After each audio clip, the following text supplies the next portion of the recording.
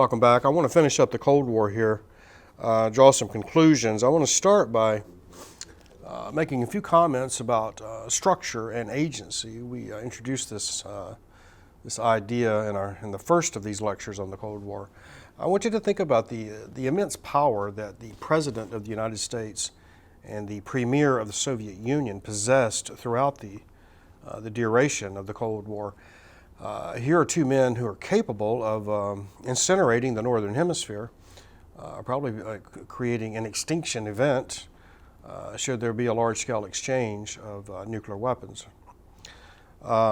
Yet, in spite of this potential power, the leaders of both East and West during the Cold War found themselves operating in a system that put constant restraints on their behavior, what they could and could not do.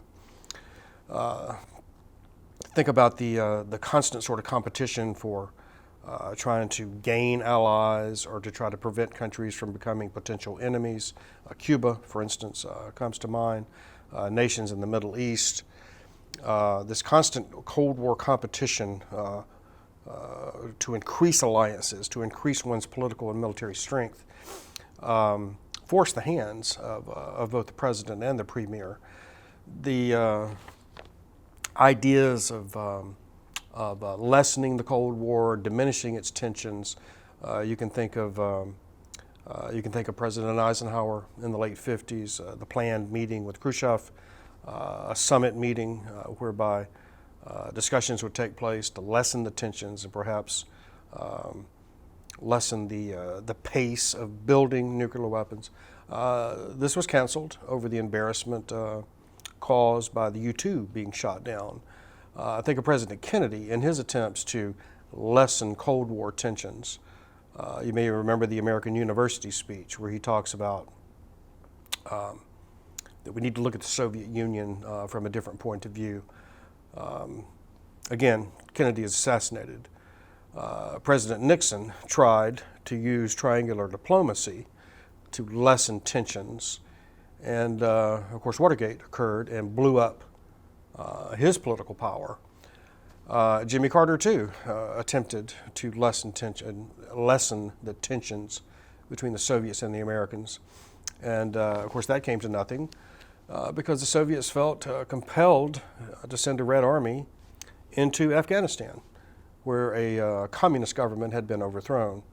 So, in spite of the great power on both sides, the structure of the Cold War imposes great restraints on the agency of these particular leaders.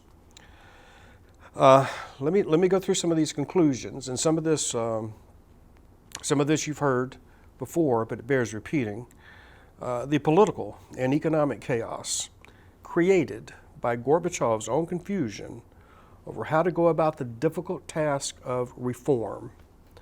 This, combined with the upheavals of the latter part of 1991, led to his personal political downfall and the collapse of the Soviet Union. Within a decade, the East European satellites, those nations of the Warsaw Pact, dissolved. The Soviet Empire fell apart, disgorging nearly all the Russian acquisitions made over the past 3 centuries, since the time of Peter the Great. No world power had ever disintegrated so totally or so rapidly without losing a war. And again, there's no shots fired. Gorbachev, again, had wanted to bring about modernization, not freedom. He had tried to make the Communist Party relevant to the outside world. Instead, he ushered in the collapse of the system which had shaped him, and which he owed his power, his eminence. 40 years of Cold War had forged a loose coalition of nearly all the industrialized countries against the Soviet Union.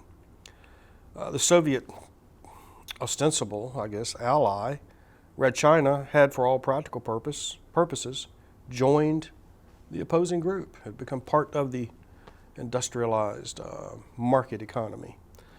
The Soviet Union's only remaining allies were the East European satellites, which it had dominated for a couple of generations.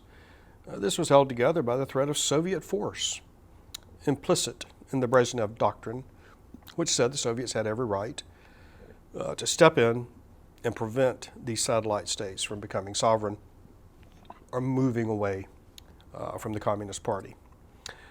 Soviet adventures in the Third World were turning out to be expensive and inconclusive. They were not increasing Soviet power, they were diminishing it.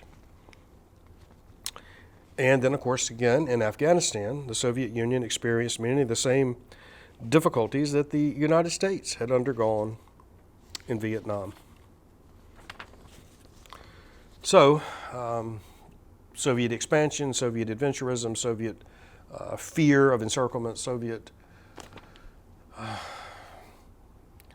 attempts to maintain and increase its power had the opposite effect as we move into the late 90s. At the moment when the West was launching the supercomputer or microchip revolution, Gorbachev watched as his country slipped into technological underdevelopment. The Soviet economy simply cannot compete with these Western market economies. By December 1988, Gorbachev had given up on the long-term goals, almost within his grasp, and had retreated to making unilateral reductions in Soviet armed forces, which I mentioned in our last lecture. In a seminal speech at the UN on December 7th, he announced unilateral cuts of 500,000 men and 10,000 tanks, including half the tanks facing NATO. That, my friends, is the end of the Cold War. Gorbachev is running up the white flag and simply relinquishing Soviet control over Eastern Europe and the long-standing threat that the Red Army had posed to NATO. But unilateral cuts of such magnitude signaled either extraordinary self-confidence on the part of Gorbachev or exceptional weakness. And at the time, it was not clear to everyone which one this was. Was it a sign of self-confidence or was it a sign of great weakness? At that point of its evolution, self-confidence was hardly a Soviet attribute. Such a gesture, inconceivable at any time in the previous 50 years, was also the ultimate vindication of the original version of Kennan's containment theory. George Kennan, with his containment strategy, which had prevailed throughout the Cold War, Kennan had introduced containment in 46 or 47, I think it's 46. The notion that the United States and Europe would apply pressure to contain Soviet power and Soviet influence. So the containment theory appears to have succeeded in the long run. Gorbachev's chief rival used this process, and we're talking about Yeltsin here, by which the Soviet Empire, which had been acquired over 3 centuries, as this empire begins to fall apart, Yeltsin accrues power to himself as the new president of Russia. Acting in his capacity as the president of Russia, Yeltsin affirmed the independence of Russia and, by implication, all the other Soviet republics, in effect abolishing the Soviet Union, and with it, Gorbachev's position as president of the Soviet Union, an entity that suddenly no longer exists. So I'm going to put the Cold War to bed with that. I know this is a lot of information and fairly complex series of factors are sort of interlocking here to create the collapse of the Soviet Union. I can tell you from someone who lived through it that it was one of the greatest surprises of my life. People of my generation believed the Cold War would end with an exchange of nuclear missiles destroying the Earth, or that it would simply go on forever. And to have the Cold War end so precipitously and so unexpectedly without war was remarkable. I wish there was some way to take you back to so you can get a sense of the pace and the drama of these events. Nevertheless, that's the end of our Cold War lecture, and I'll see you next time.